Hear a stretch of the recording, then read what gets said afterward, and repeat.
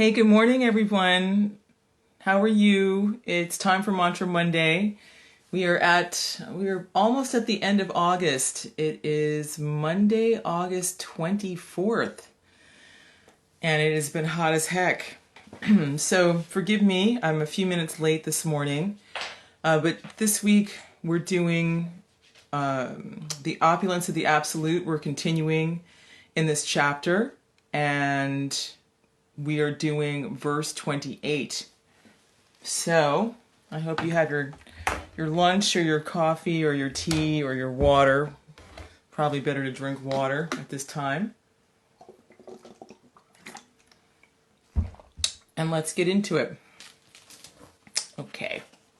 As usual, there are going to be some familiar concepts and some things that are a little unusual.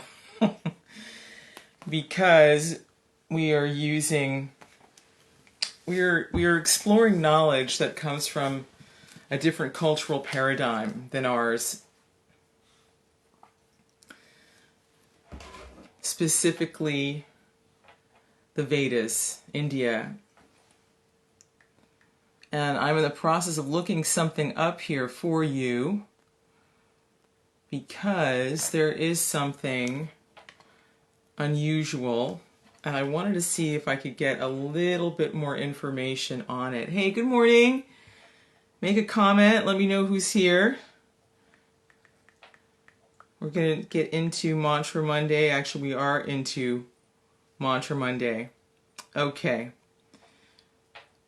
Aha.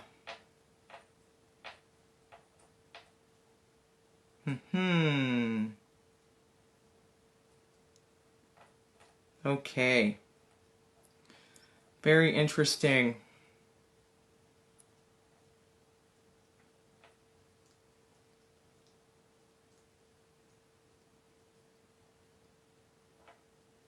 Okay. Okay, so let me get into it. All right. So I'm going to say the Sanskrit first. Good morning. And then I'm going to sing it, then I'm going to read the word-for-word translation, and then I am going to read the purport or the explanation or the realization, and then I'm going to try and give any little insights that I may have on this. Okay, here we go. āyudhānām aham vajram, dhenūnām asmi kāma-dhuk, prajanaś cāsmi, Kandarpa, sarpāṇām asmi Vāsuki. Again. āyudhānām aham vajram, dhenūnām asmi kāma-dhuk, prajanaś cāsmi Kandarpa, sarpāṇām asmi Vāsuki. āyudhānām aham vajram, dhenūnām asmi kāma-dhuk, prajanaś cāsmi Kandarpa, sarpāṇām asmi Vāsuki. Translation: āyudhānām, of all weapons. Aham, I am. Vajram, the thunderbolt. Dhenūnām, of cows. Asmi, I am. Kāma-dhuk, the surabhi cow. Prajanaḥ, the cause of begetting children. Cha, and. Asmi, I am. Kandarpa, Cupid. Sarpāṇām, of serpents. Asmi, I am. Vāsuki. Translation: of weapons I am the thunderbolt, among cows I am the surabhi. Of causes for procreation I am Kandarpa, the god of love, and of serpents I am Vāsuki.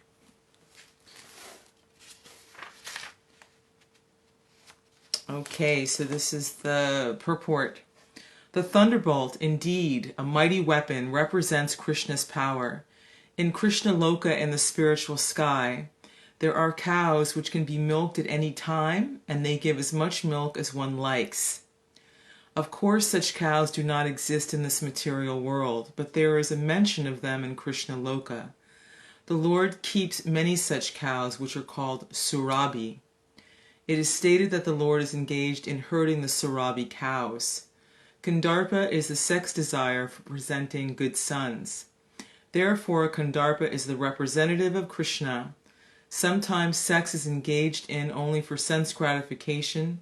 Such sex does not represent Kṛṣṇa, but sex for the generation of good children is called Kandarpa and represents Kṛṣṇa.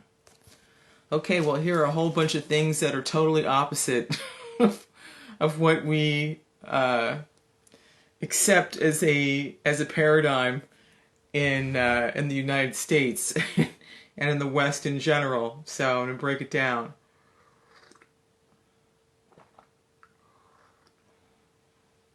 Well, maybe not completely. We're familiar with the thunderbolt, and in the West we do have kind of like a psychological, cultural link and understanding of the thunderbolt. It's probably pretty universal because it's something that is seen. It is something that is experienced, that everyone experiences here on this plane. It's kind of undeniable, right? I mean, we've all seen a tree that has been split in two by the power of lightning, by the power of the thunderbolt. We've seen lightning flash across the sky. We've most likely seen electrical storms. As far as a cross-cultural reference, again, there is the Norse god Thor, and Thor wields a thunderbolt, right? What does he wield? The hammer of the gods. So thunder is sort of something that is universally feared. And for good reason.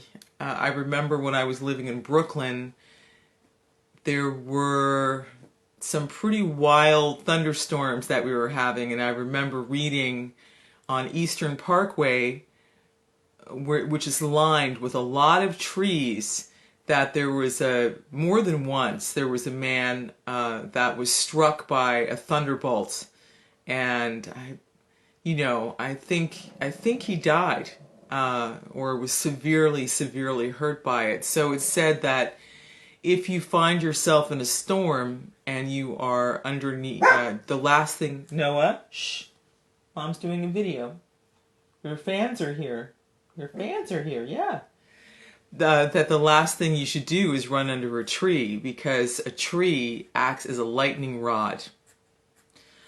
So in this instance also, I think that I was talking about this last week, probably 2 weeks ago, because remember Indra, who is the king of heaven, he is the chief of the demigods in the upper planetary system. His weapon is the thunderbolt.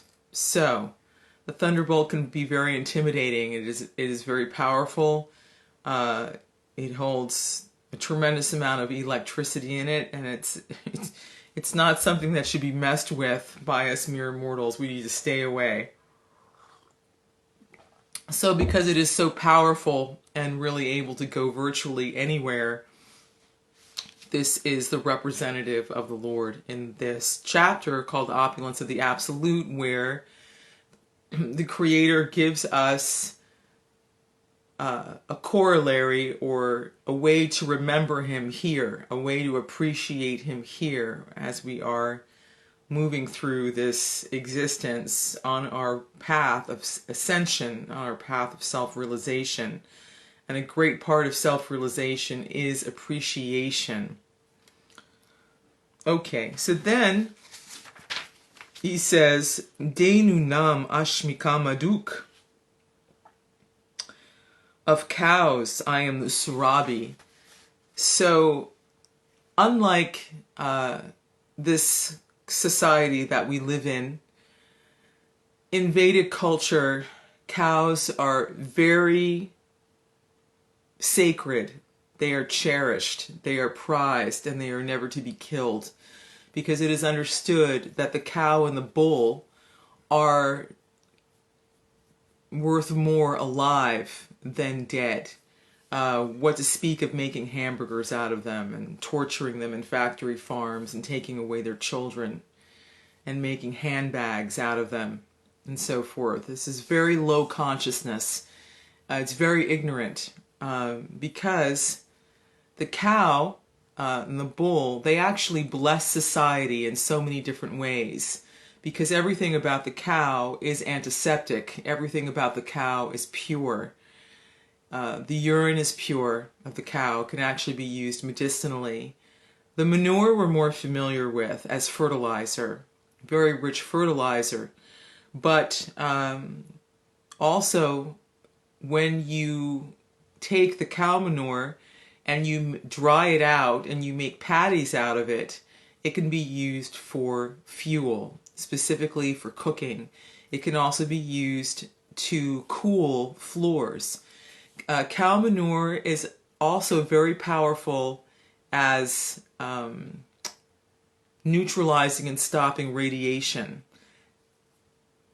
NASA has used it actually for that. And if you cover the walls of a room with it and the flooring of it, not only will it cool or heat, depending on the weather. This is the other cool thing about it. The cow dung can cool or heat depending on the weather. When it's hot, it cools things down. When it's cold, it warms things up. But it will also stop cell phone signals because it blocks radiation. The other thing that cow manure can do, apropos to this example, is that if you have a well, an artesian well, and you want the water to come out warm, you can simply put the cow manure around the well and it will heat the water as it's coming out for you. That's far out. Also, you can make incense out of cow manure, and you can use ghee, which is clarified butter, another pure thing from the cow, and use like a little sawdust, like for example cedar wood, and you can make incense out of this. And the incense, this type of incense specifically, because of the alchemical reaction of the ghee and the deshi manure, actually creates oxygen. Amazing. Cow dung ash, again getting back to the cow dung patties and burning them for fuel, they give a much better flavor to food.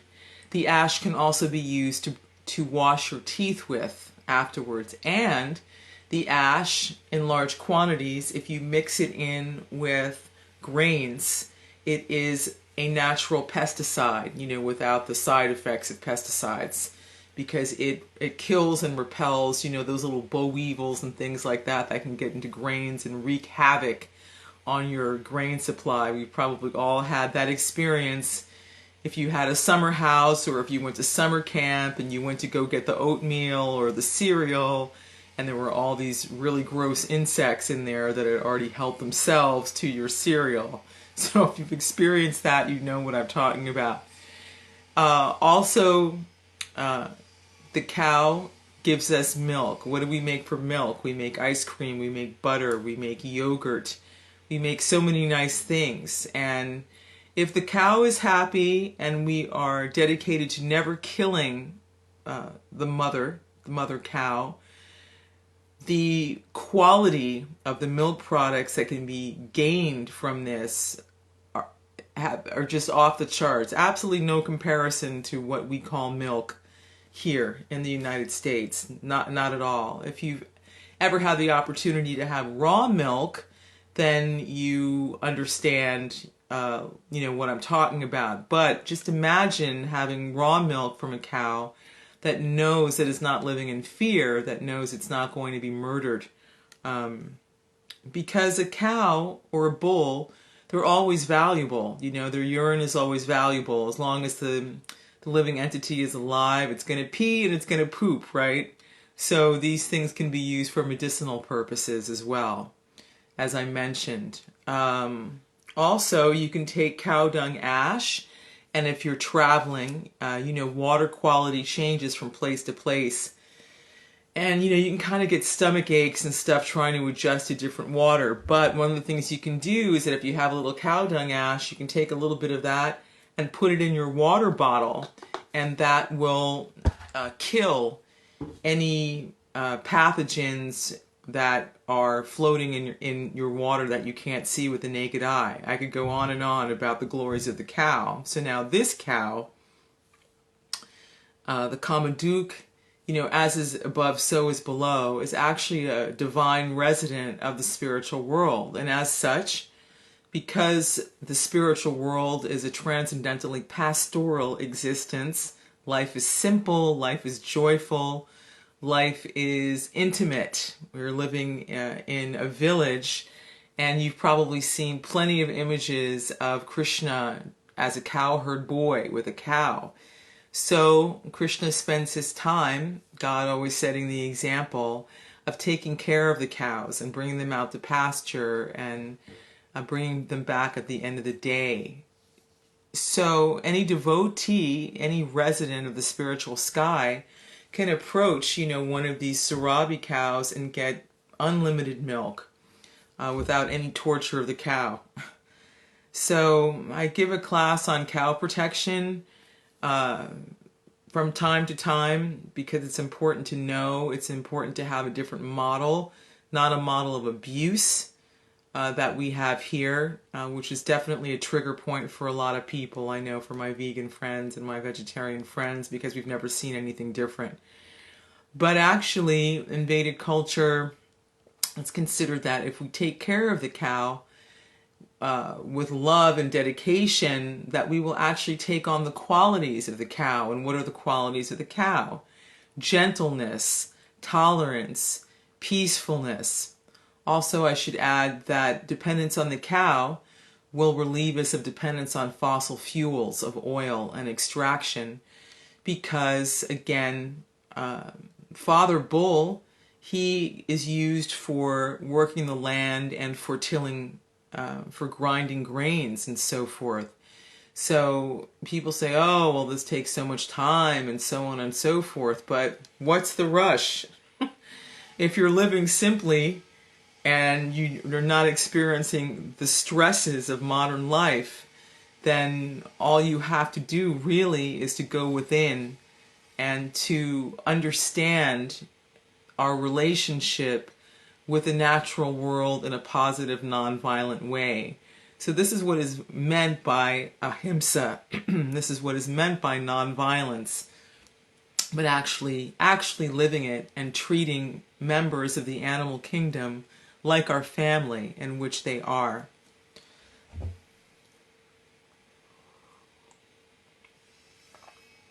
We want to ascend into non-violence. We do not want to descend into violence and all the things, all the negative things that violence engenders.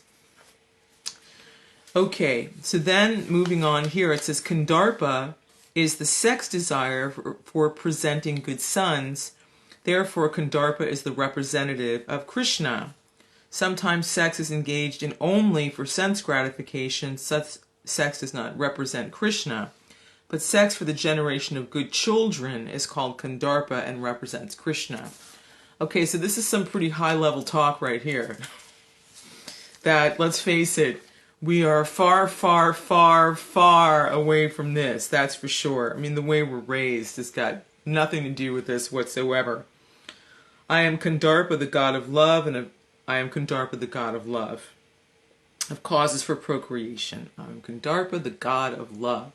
So here, this would be known probably as Cupid, right? Cupid, he's got his bow and arrow, zing, and he gets you, and, you fall in love with someone, you only have eyes for them, and usually, hopefully, the result of a happy marriage and a happy union is children, our children, and children are a representation of that love that a couple have for each other. And but children in Vedic culture are not accessories. They are considered to be great blessings. And the blessings are produced out of sacrifice. But what kind of sacrifice? The sacrifice is actually controlling one's senses and not just giving into, how can I explain this in better context?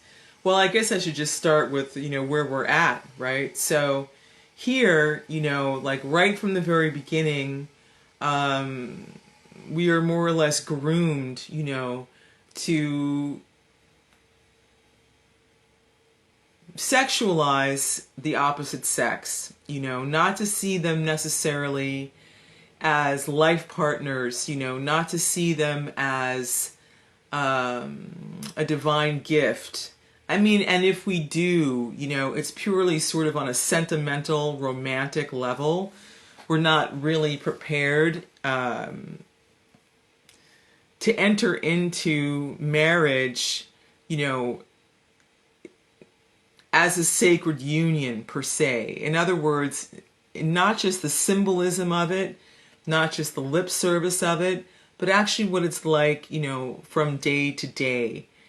So traditionally, boys and girls, they would be matched through astrology, through Jyotish, according to their temperament and according to their proclivities. So there wouldn't be friction on that level. In other words, they had so much in common, psychologically speaking, and in terms of their temperament, right, in terms of their occupation. So it's said that, a boy and girl should be matched properly. And this way, there's an inherent understanding, and those kind of arguments and so on and so forth that you see couples get into all the time, to the point where they're arguing on the street and yelling at each other. That's not happening. That type of thing does not make for a happy relationship. What to speak of bringing children into the world, good children into the world, right? Who already have a head start, on a spiritual basis, because the relationship between the parents is peaceful.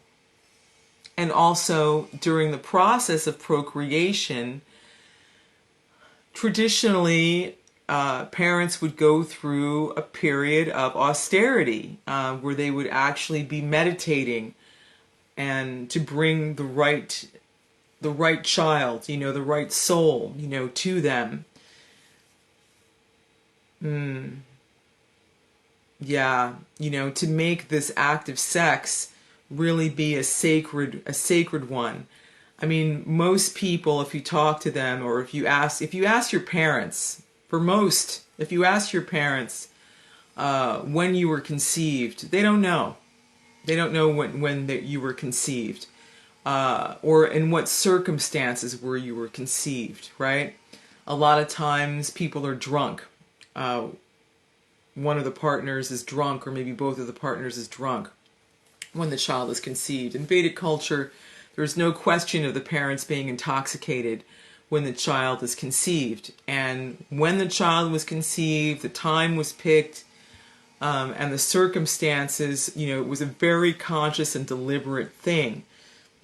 Because it was understood, that the intention of the parents and the state of mind of the parents and the health of the parents was everything in order to bring good progeny into the world. Children that were wanted, children that were very, very, very much wanted.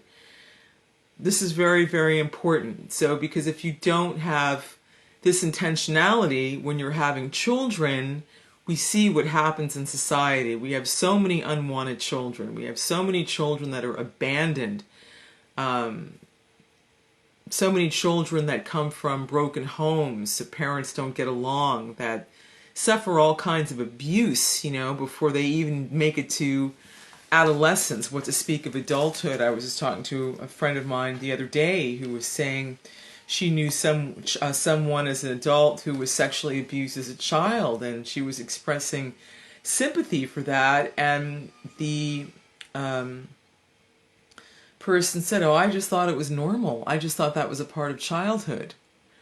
So in a way, this verse is also really talking about what is considered to be the standards of human behavior in Vedic culture, what is considered to be a human being, a nara, and that is very, very different than what we would experience here. We're here in general. It's really about consumption and enjoying the senses, right? So not utilizing the senses for a higher purpose, but always just using the senses to have a good time and kind of feed the flames of lower consciousness. So this is, like I said, this is very high level.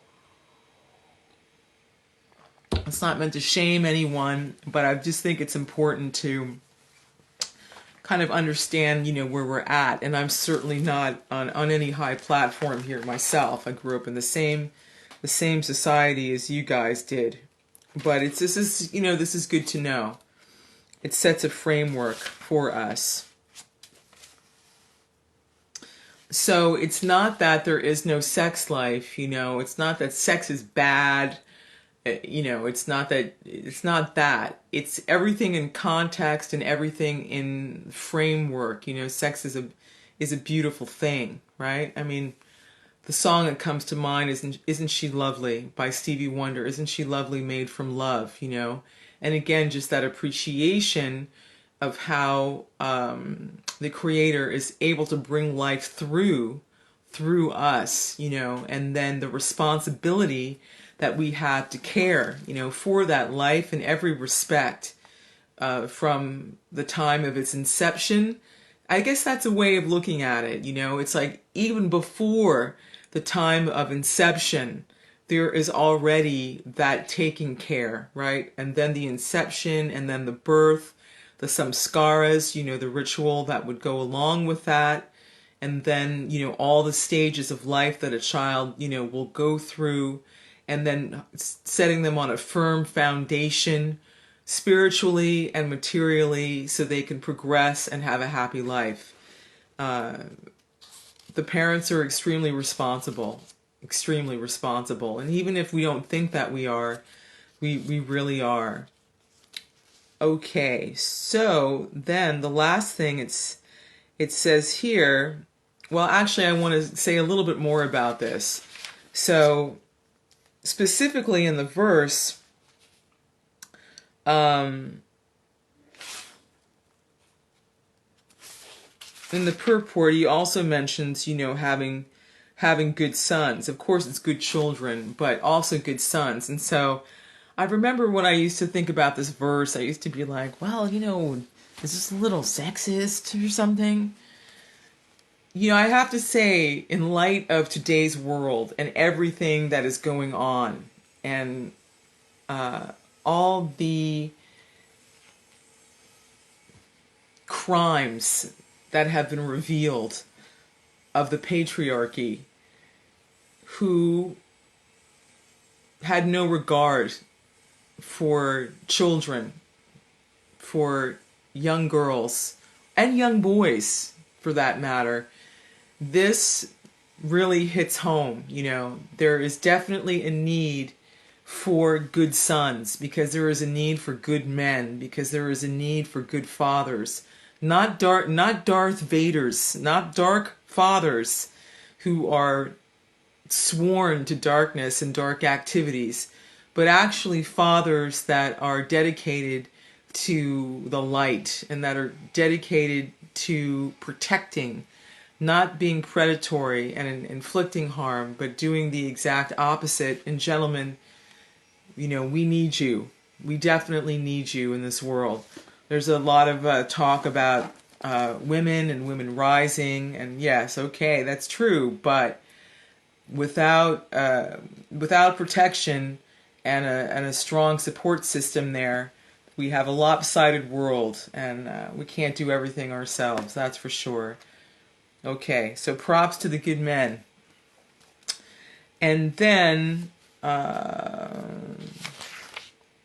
there is a mention of Vāsuki, sarpāṇām, asmi, Vāsuki. So Vāsuki, I actually mentioned last week when we were talking about the churning of the milk ocean, in the pastime of the Samudra Mandara. So Vāsuki, again, is a representative of Kṛṣṇa. So snakes can have a very negative connotation, especially in the West, right? There's that whole story of the snake and Adam and Eve, and the snake, you know, tempted Eve and kind of seduced her into, eating the apple, which then complicated. Hey, good morning, Lee. Nice to see you here, which then complicated things. But in the East and in Eastern philosophy and worldviews, nagas or snakes can also have a positive meaning. Probably the one that we're most familiar with are the dragons that will appear in Chinese culture, right? Especially around Chinese New Year. If you live in a city where there's a Chinatown, you've maybe had an opportunity to go down and see the dance of the dragons, right? Who are considered to bring good fortune and to chase away evil spirits. So that's a reference that we have for here. But let me pull this up and put this in context for you. So, Nagaraj Vāsuki is considered to be the king of snakes. He was used as the divine rope for that pastime of churning the milk ocean, because there was a lot of muscle and a lot of power there on both sides, on the sides of the Suras and the Asuras. And so he needed something extremely strong to withstand that. I mean, an ordinary rope would have just been frazzled and fallen apart, going around Mandara Mountain. So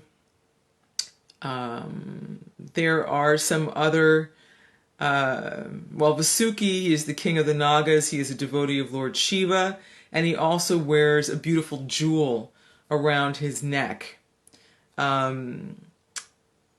He does have some family members as well.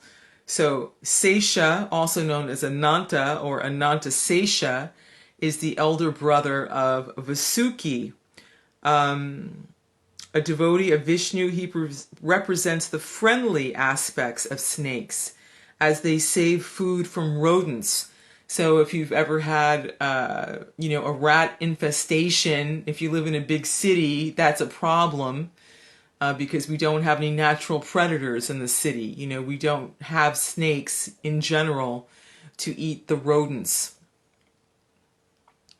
Vishnu is always on continuous meditation with Ananta forming a bed for him. Thus his posture is called Ananta Sayana. Then there's another snake named Takasha, who represents the dangerous aspect of snakes as they are feared because of their venom.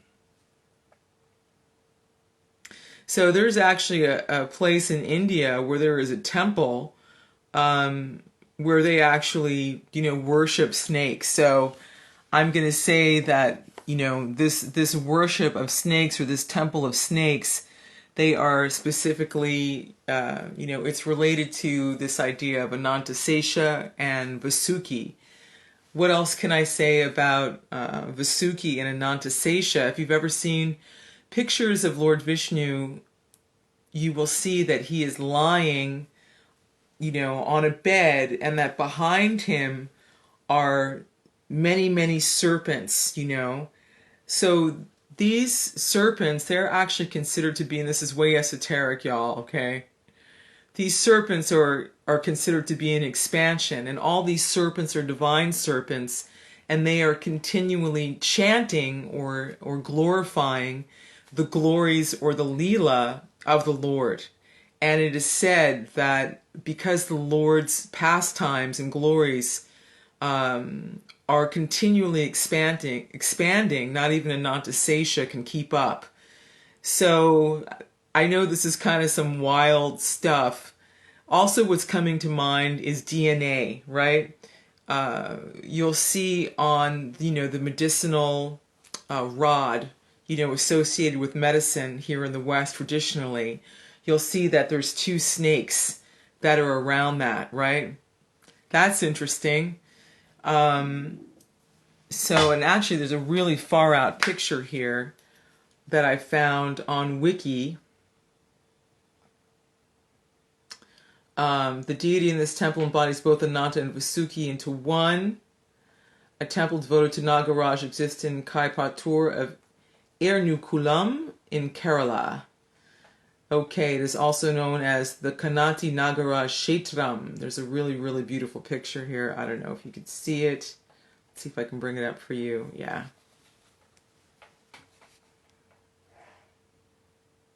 So there's some far outness there. Of course, there is another Leela or a pastime of Kṛṣṇa and Kṛṣṇa book where he's actually dealing with the negative aspect of a snake. And this snake is called, and I am blanking out right now, but basically this snake decided to take up residence in a lake where where Kṛṣṇa and his friends would go to enjoy themselves during the day. I mean, there's never really any real danger in the spiritual world, but there is this idea of danger. You know, there's this play, right? Because we all like adventures and we all like excitement. And of course, you know, danger can play a role in that, right? You know, it's like a dare. Can we get out of it? So one of the things that Kṛṣṇa explains himself as is adventure. He says that he is adventure. So in this Leela, the snake was really making this place extremely unpleasant because his temperament was very grouchy, very angry. Snakes can also represent envy. And so this particular serpent was definitely fitting that profile. And so he was belching a lot of smoke, and there was some venom and so forth in the water, and it was a very dangerous place. And so what ended up happening was Kṛṣṇa went in the water as a young boy, of course, much to the horror of his devotees, you know, in the form of his parents and his friends. But of course, he's fearless. He has nothing to fear. And he actually danced on the head of these snakes until the point where the snake realized who he was dealing with. Of course, he was being touched by the lotus feet of the Lord. That was a great benediction, and agreed to leave, and actually offered prayers and agreed to leave and left. And it is said that this snake left and actually was inhabiting the waters, I believe, near Fiji, actually left this particular place. So there are Leelas and there are pastimes that are happening on this earth planet that mirror and mimic what is going on in Goloka Vrindavan, which is the topmost planet in the spiritual sky, shaped in the form of a lotus flower, where everyone is enjoying themselves transcendentally, stress-free. Okay, so I think this was a pretty wild Mantra Monday for y'all. But, you know, take it for what it is, and I hope that you enjoyed it, and it's really nice to see you here, Lee. Lee, by the way, I think I left a box in the basement in Brooklyn. I think it's my stereo system, because I seem to remember not having enough room to take it with me to the movers. Would you mind seeing if it's still in the basement? I'd happily pay for shipping. So yeah, because it's one of the things that didn't make it over here. So let me know. I hope the heat wave is broken in New York and that you're staying cool here. You know, it's definitely been very, very hot. Wildfires all over the place. My prayers for everyone's safety, that everyone, gets out alive. The footage I've been seeing is wild, and but I'm very fortunate here. While I've been experiencing a lot of heat, we haven't had to do anything extreme like evacuate, because lucky enough to be on the coast. So that's it for this Mantra Monday here on Facebook. I will post the verse in Sanskrit and everything here for you if you're watching this on YouTube later. The description will be below in the box. And if you want to watch this again, you can find me on Instagram. I'll be on Instagram doing a live stream today at 10:30. Okay? All right. Namaste. All right. I'll see you all later. Bye-bye.